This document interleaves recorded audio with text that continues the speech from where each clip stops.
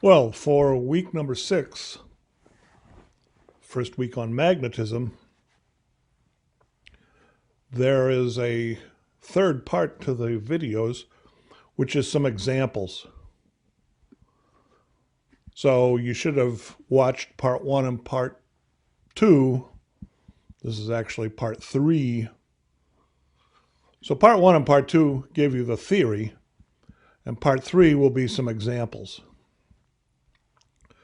So the first topic I want to consider is motion of a particle in a constant magnetic field. So here we have a region with a constant magnetic field.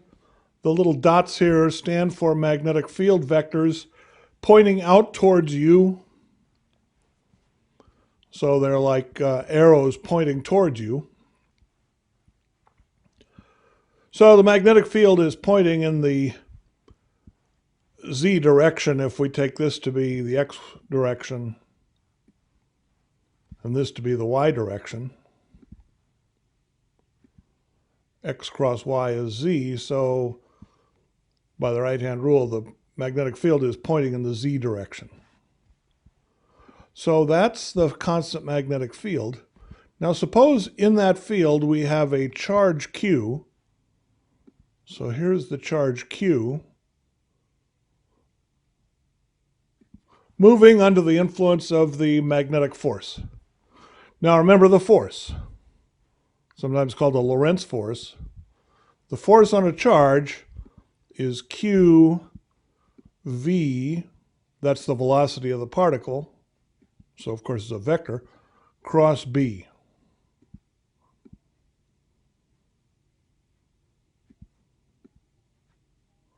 Now, the force is perpendicular to the velocity. Therefore, the speed does not change as the particle moves around in the magnetic field. There's no work done by the magnetic force.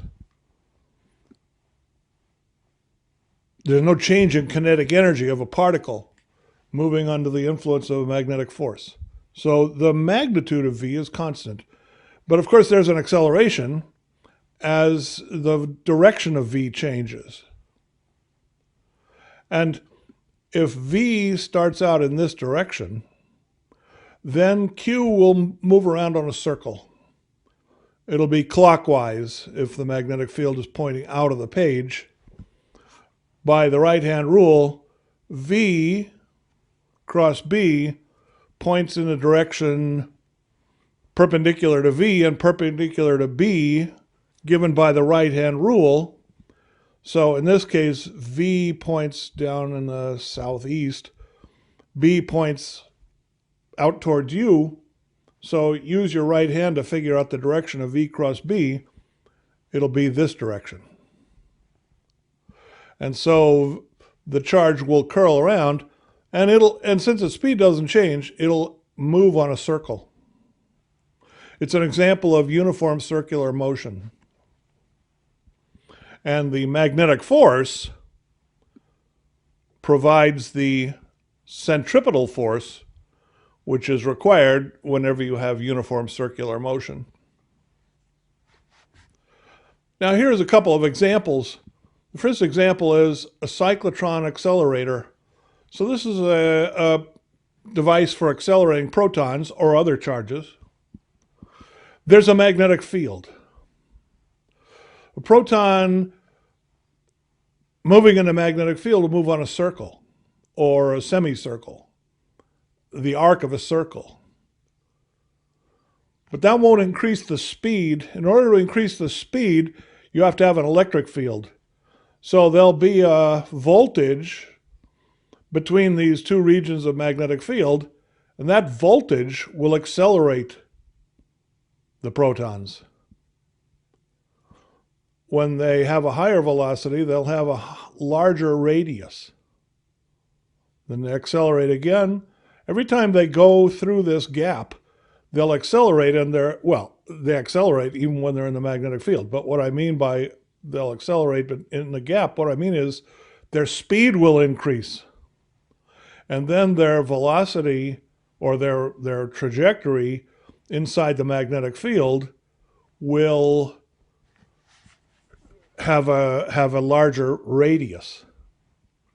And then, they go through this gap so many times, they acquire a very large speed, and you end up where they exit with a high-speed proton beam. Now, to analyze the motion in a magnetic field, like over here, or in the region of the magnetic field in a cyclotron, you have to apply Newton's second law, which says the mass times the acceleration is equal to the force. Now, for circular motion, the acceleration is v squared over r. That's the centripetal acceleration. And the magnetic force is qvb in the direction, well, the way it's arranged, it's towards the center of the circle. So this is the equation of motion, Newton's second law. mv squared over r is qvb. So you see, this relates v and r. The mass of the particles is all the same if they're all protons. The charge is all the same if they're all protons. So those are constants. B is not changing. So the variables are r and v, and this relates them. For example, you can calculate the period of revolution. The period of revolution is the distance over the speed for one revolution. For one revolution, the distance would be the circumference, 2 pi r. The speed is v. If you look at this equation, v divided by r is, I guess, qb divided by m. So the period of revolution is 2 pi m divided by qb. That's one example of a particle moving in a constant magnetic field. Another example is a mass spectrometer. Mass spectrometer is used to separate a beam of ions or other kind of charged particles into different components. You have here a beam of ions. They have different masses.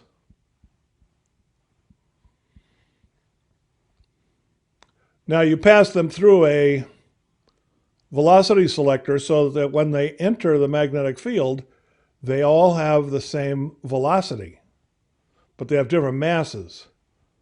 So again, using the equation for uniform circular motion in a magnetic field,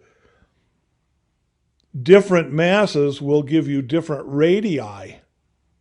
And so you'll divide this beam of ions into their individual parts. You'll separate the ions by mass.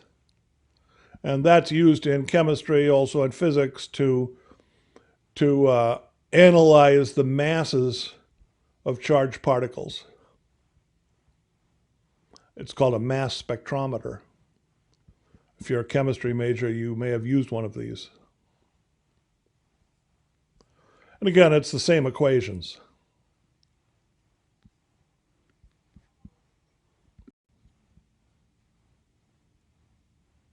The next example will be the magnetic force on a current-carrying wire, something that is very important to us in everyday life.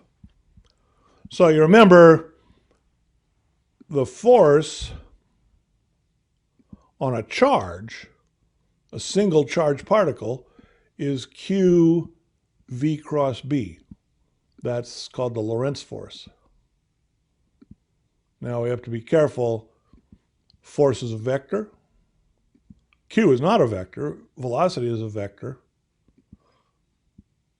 The magnetic field, of course, is a vector. Now, what if you have a current in a wire? Well, a current in a wire is made up of charged particles moving in the wire, electrons. So you have electrons making up a current. Then the force, well, the little bit of force in a small element of the wire, so we'll call that dF. Whoops, dF is the force on a little piece of the wire,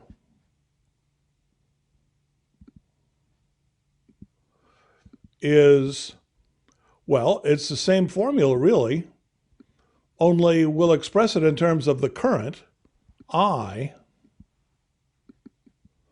times the arc length, the differential of arc length for that little section of the wire, then cross the magnetic field. So I hope this was explained in one of the other YouTube videos. If you want the force on an entire wire, you have to integrate over all the little sections of the wire. So we get this formula for the force on a wire. Here's an example where you have two wires carrying current. So you have current I1 in this wire, current I2 in this wire. These two wires exert forces on one another. Each wire experiences a force in the direction towards the other wire. So I2 has a force directed towards I1. I1 has a force directed towards I2. In other words, there's an attraction between wires with currents in the same direction. If the currents were in opposite directions, then these two wires would repel. And here's the analysis. Electric current 1 creates a magnetic field. So there's a magnetic field in the neighborhood of electric current number 2. Well, that experiences, that creates a force on wire number 2. Now, the magnetic field for a current in a wire is mu naught I over 2 pi r. So electric current 1 creates a magnetic field mu naught I1 over 2 pi r, where I1 is the current in wire 1, and I'm looking at the magnetic field at the position of wire number 2. So r here will be the distance between the two wires. All right, now that magnetic field exerts a force on wire number 2. Remember the force? It's ILB. It's the current in wire number 2, that's I2, times the length, we'll call that delta L, times B, the magnetic field. It's the magnetic field produced by the other wire. So the force per unit length is mu naught I1 I2 over 2 pi r. So that's the force between two wires, two parallel wires carrying currents I1 and I2 separated by a distance r. And each wire experiences a force directed towards the other wire. The forces are equal but opposite, like Newton's third law. So it's an interaction between current carrying wires. That's an example of the magnetic force on a current carrying wire. Now, is this important? Well, it certainly is important. So here's an example of that, an electric motor.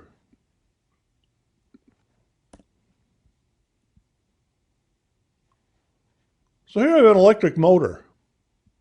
A rudimentary design for an electric motor has a magnetic field and a coil of wire carrying current.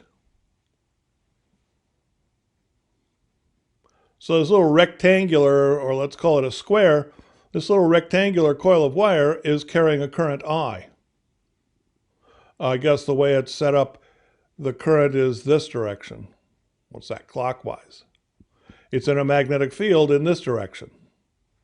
Magnetic field comes out of the north pole of a permanent magnet and goes into the south pole. So there's a magnetic field in this direction. Now on this section of the coil, there's a force in the direction of I cross B. So if you use the right-hand rule, I is pointing in this direction, B is pointing in this direction, I cross B is pointing upward. So this side of the square of wire experiences an upward force. Now if we look over on the other side, I is now in this direction, B is in the same direction, I is in the opposite direction, so the force will be in the opposite direction. Over here, the force will be downward. And everything is symmetric, so these forces are both the same, but in opposite directions, so the net force is zero. The net force on that coil of wire is zero, but there's a torque, because over here, a force is directed in one direction, and now displaced from that over here, a force is directed in the opposite direction. There's a force couple. There's a torque. So again, here's the formula for the magnetic force.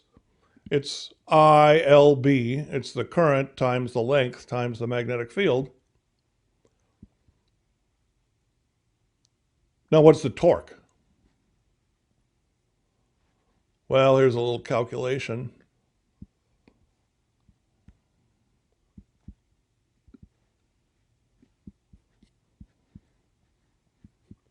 This force is at a distance L over 2 from the center. So let's think of this as the axis of rotation. The axis of rotation goes through the center of the rectangle.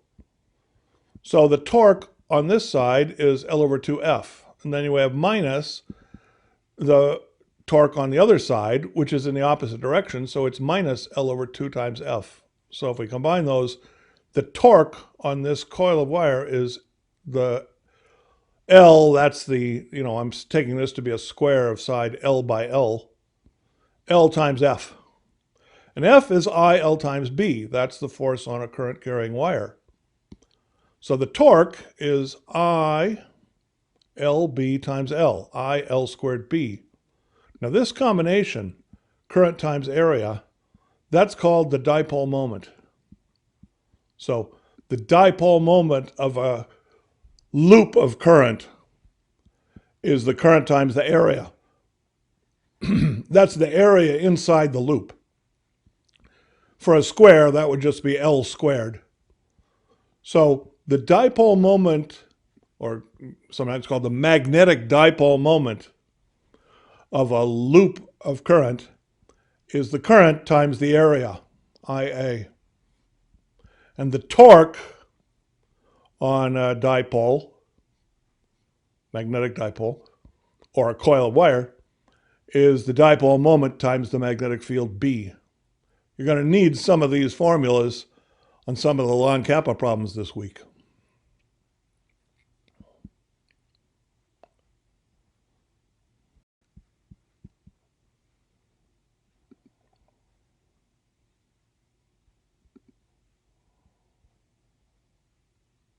Okay, the third example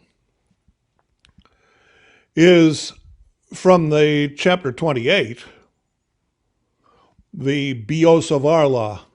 Chapter 28 is about how a current creates a magnetic field. In other words, what's the magnetic field produced by a current? Well, one way to express that is the Biot-Savart law. That's the first equation in chapter 28. I already went over the theory in the other two videos, so let me just write it down. If you have a little section of current, a little piece of current, IDS, so here's a current carrying wire, and I just focus on a little part of it with current I and arc length ds, written as a vector tangent to the wire.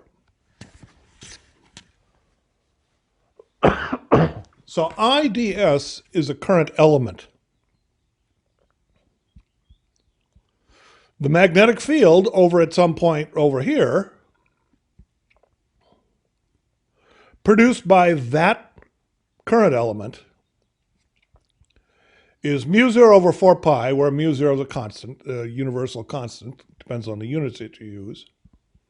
IDS, that's the current element, cross r hat over r squared, where r is the vector from the source to the field point.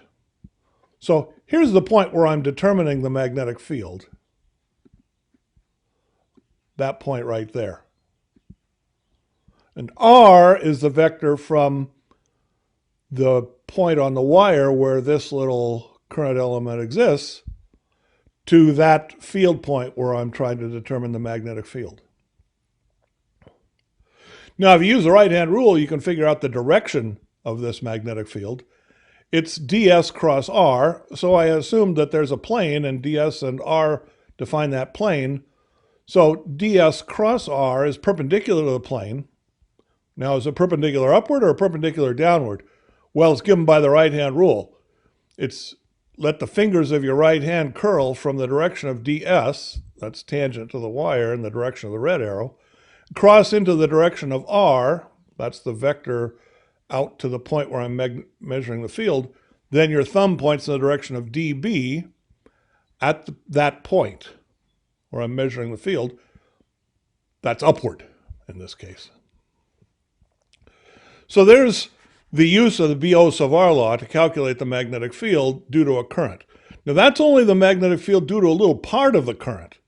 If you want the complete magnetic field, you have to integrate along the wire.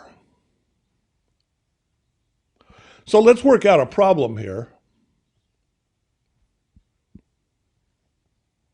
Let's consider the magnetic field at the center of a ring of current. So I have here a ring carrying a current. Let's take the current to be in this direction. So what's that? Counterclockwise, as seen from this viewpoint. Now remember, the magnetic field curls around the current in the direction given by the right-hand rule. So if your thumb points in the direction of the current, your fingers curl in the direction of the magnetic field.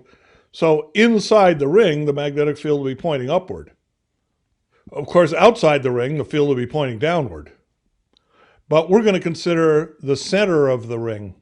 In other words, the center of the circle. Well, at that point, the magnetic field will be pointing upward. So here's the equation for the magnetic field at the origin.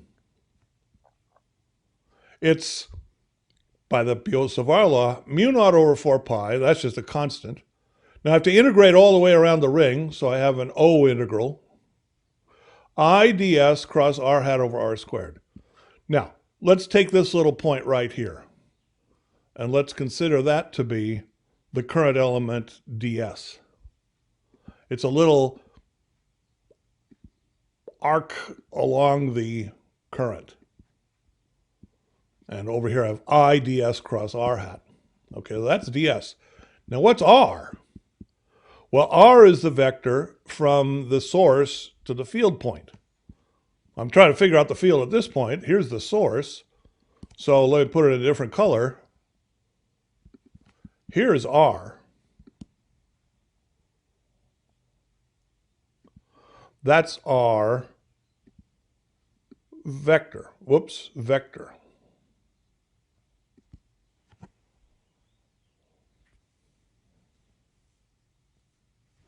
Now let's say the radius of this ring is capital R. So the length of R for all the points around the ring is capital R. So r squared here will be capital R squared. I can pull that out of the integral because that doesn't depend on the integration variable. The integration variable is actually the angle around the ring.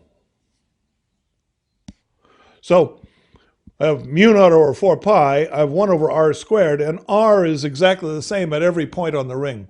So I'll pull out that value, r squared. Also, I is constant around the ring. I have current I at every point on the ring, so I can pull that outside the integral. What I'm left with is the integral ds. Now what's ds? Well, it's r d phi, where phi is the angle around the ring. Oh, but it has to be a vector. So what direction is it in? Well, it's in the phi hat direction. It's in the azimuthal angular direction. I'm using cylindrical coordinates rho, phi, z. Z is not important because all these points have the same value of z, but rho will be the length of r, which is the same as the radius of the circle. So r equals rho equals capital R, just a constant. So here's r d phi, that's the length of the arc. Phi hat, that's the direction of the arc. So here's r d phi phi hat cross, now what's r hat?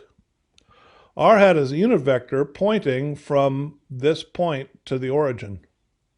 That's minus rho hat. Rho hat points away from the origin. So if you think about cylindrical coordinates, rho is this direction, pointing away from the z-axis. It's the unit vector pointing away from the z-axis, perpendicular to the axis. Well, r hat is in the opposite direction because it's pointing towards the origin. So I have here minus rho hat. Now again, r can be factored out. Phi hat cross rho hat. Well, phi hat cross rho hat is k hat. If you think about cylindrical coordinates, here's rho hat. Here's phi hat. We have to try to view this in 3 dimensions. So these are in a plane. And here's the z-axis. So that's the direction of k hat. And if you use the right-hand rule, rho cross phi will be in the z direction. It'll be a unit vector in the z direction. It'll just be k hat. So what I'm left with is the integral d phi, which is 2 pi. 2 pi over 4 pi gives me 1/2 mu naught I over r k hat. So that's the magnetic field at the center of a ring of current.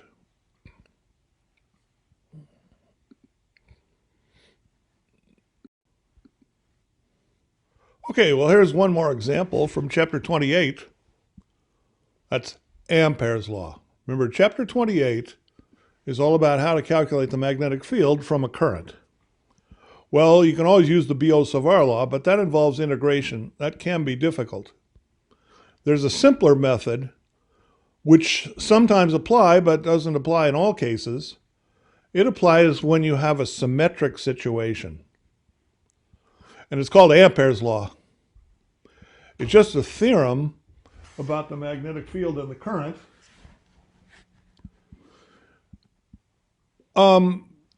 The circulation of the magnetic field around a closed curve, so let's suppose we have a closed curve here.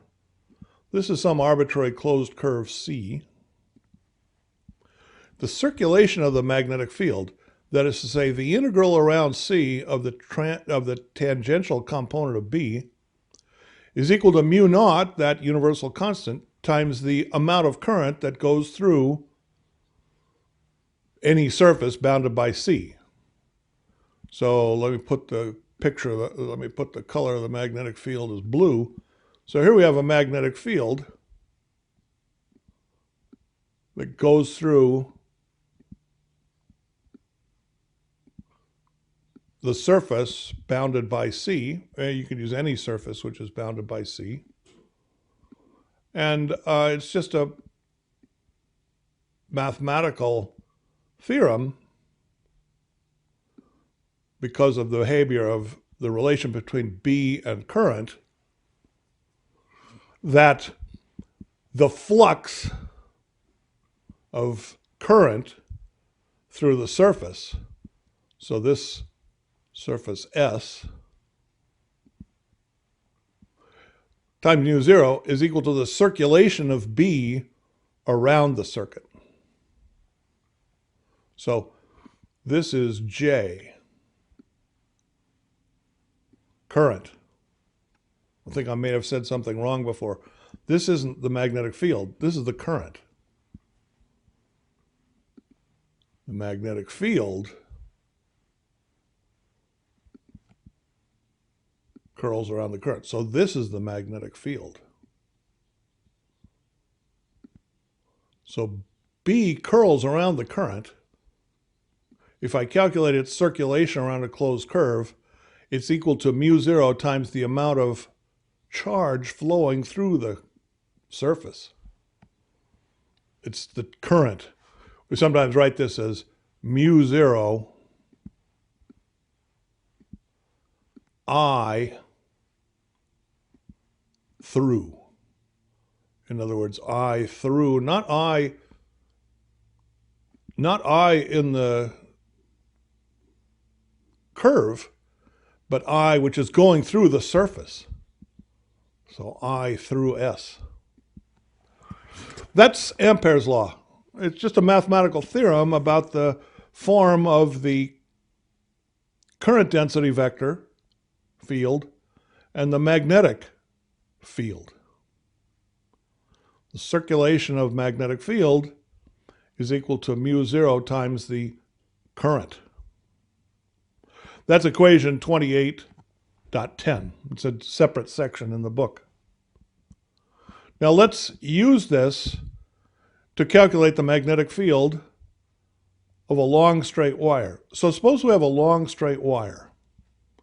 Let's try to use red for wire and current.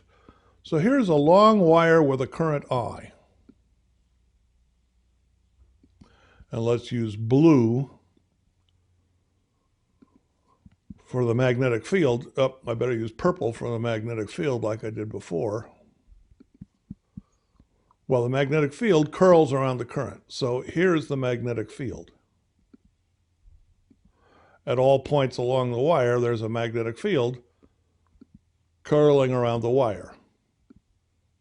So you see the magnetic field fills up a region of space. So that's B. It curls around I.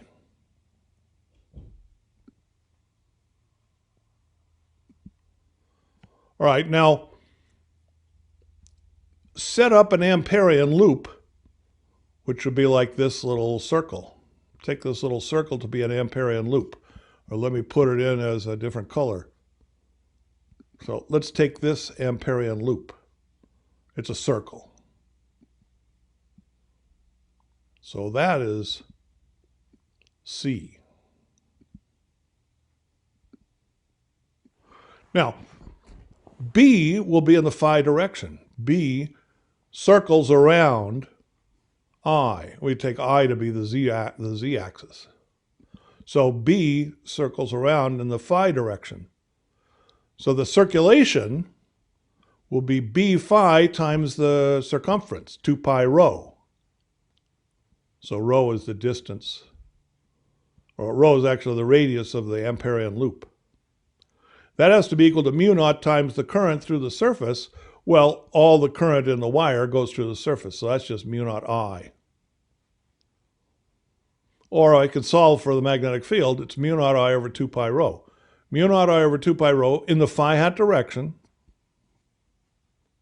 And that gives me the magnetic field vector. Phi hat is the unit vector in the azimuthal angular direction for any point in the volume around this wire. So there's the result. Now, I think in one of the other videos, this same result was derived using the Biot-Savart law. That sort of shows why the Biot-Savart law and Ampere's law are really equivalents. But you see how easy this is. I mean, it's a one-step calculation. The other example we'll consider here is a solenoid. Now, what's a solenoid? A solenoid, well, all right, let's stick to the color scheme. A solenoid is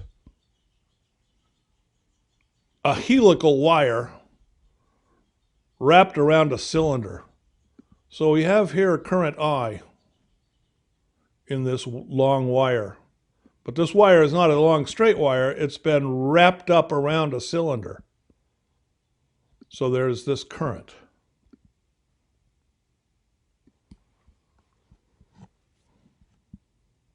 Now, what's the magnetic field? Well, remember, the magnetic field curls around the current. And therefore, if I go back to the field color, purple, the magnetic field will sort of curl around the current in this direction.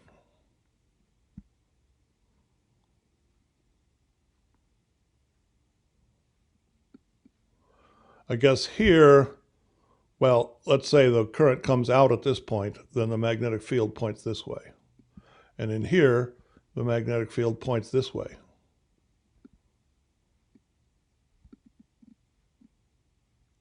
See how that's curling around the current? And if the wire is thickly wound around the cylinder, then the magnetic field will be strongest in the interior. So there'll be a small amount of magnetic field outside the helix, but the strongest part of the magnetic field will be inside the helix. Now let's pick an Ampérian loop to analyze. Well, all right, let's take the Ampérian loop to be a little rectangle like that. So there's the Ampérian loop for this problem. And we want to calculate the circulation of the magnetic field around that loop. Well, it'll be dominated by the part of the loop that's inside the solenoid. So it'll just be the magnetic field in the solenoid times the length of the region of the rectangle that's inside the solenoid. Let's call that delta Z. So the circulation will be B sub Z delta Z. I'm taking this to be the Z direction. The Z direction is the axis of the cylinder. All right, so I have circulation involves the flux of, the integral of tangential B along this part. That'll be B times that length. And along this part, but that'll be 0 because B actually points in the Z direction. And it'll be this point, but that'll actually be 0 because that's outside the solenoid. And then it'll be this part, but that's actually 0 again because B points in the Z direction. So the circulation will just be B sub Z times delta Z. And that's equal to the mu naught times the current that passes through the surface. Well, a certain number of the turns of wire will pass through the surface. Each turn of wire carries a current I. So I through the surface will be I times the number of turns that go through the Ampérian loop. That'll be some fraction of the total number of turns of wire. So it'll be N times the fraction, this area divided by the full length, of this length divided by the full length, delta Z divided by L. So if we solve this for B sub Z, we got mu naught I N divided by L. So I write it here, mu naught N divided by L I. And what's the direction? Well, inside the solenoid, it's in the Z direction. So this would actually be the magnetic field inside the solenoid. Mu naught N over L I K hat. Where N is the number of turns of wire, L is the length of the solenoid. So N over L, that's sometimes called little n, that's the number of turns per unit length. So in other words, that's the density of turns of wire.